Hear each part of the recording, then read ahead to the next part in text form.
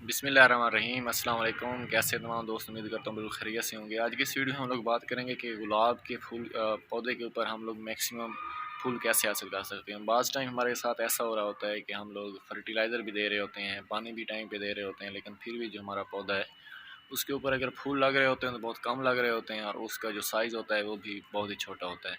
तो अभी आपको पौधे के पास जाकर बताता हूँ कि हमें इस पौधे के साथ ऐसा क्या करना चाहिए जिसके वो ज़्यादा से ज़्यादा और बड़े फूल उठाए।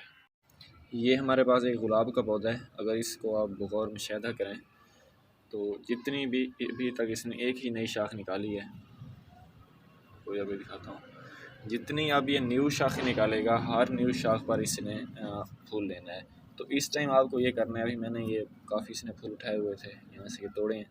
जिसके छोटे छोटे बीज वाले सीड बनते हैं यहाँ पर, जैसे कि ये भी ये खड़ा है।